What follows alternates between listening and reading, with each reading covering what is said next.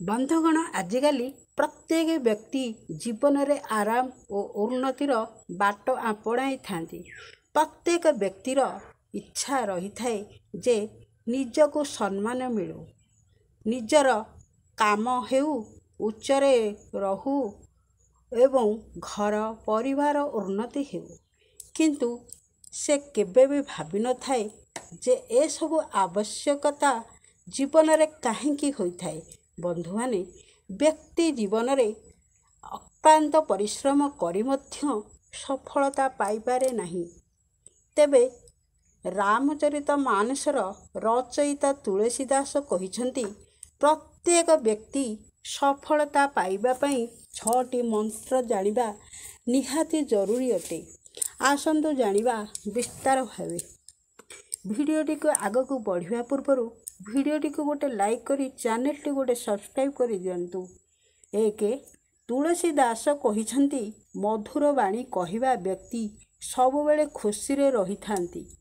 କାହାକୁ ବି ବନ୍ଧୁ କରିବା ପାଇଁ ଏହା ସବୁଠାରୁ ସହଜ ଉପାୟ ଅଟେ।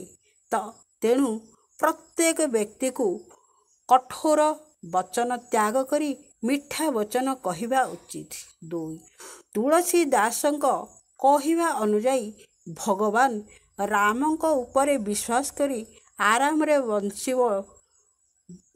ବଂଶୀ ବଜାଇବା ଉଚିତ।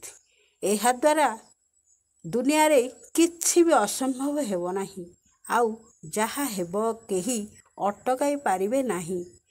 ତେଣୁ ବ୍ୟକ୍ତି ସବୁ ଚିନ୍ତାରୁ ମୁକ୍ତ ହୋଇ କର୍ମ କରିବା ଉଚିତ। 3.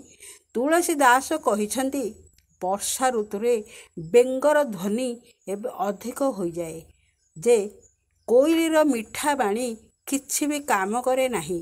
ଅର୍ଥାତ୍ ଯେବେ ଚତୁର ଓ ମୂର୍ଖ ଲୋକଙ୍କର ବାର୍ତ୍ତାଳାପ ହୋଇଥାଏ, ତେବେ ଭଲ ଲୋକଙ୍କ କଥା ପ୍ରତି କେହି ଧ୍ୟାନ ଦିଅନ୍ତି ନାହିଁ। ଏହି ସମୟରେ ଚୁପ୍ ରହିବା ଭଲ ହୋଇଥାଏ। 4.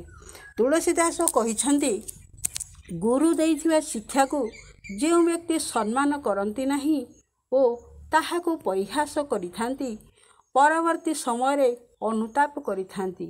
5.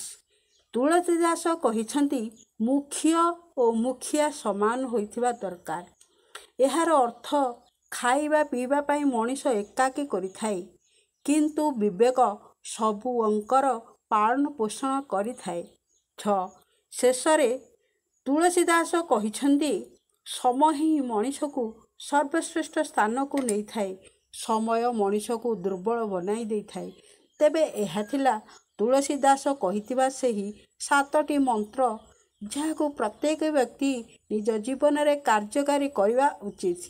ଏହାଦ୍ୱାରା ବ୍ୟକ୍ତି ନିଶ୍ଚୟ ଜୀବନରେ ସଫଳତା ପାଇପାରିବ ଓ ଉନ୍ନତି ଆଡ଼କୁ ଅଗ୍ରସର କରିପାରିବ।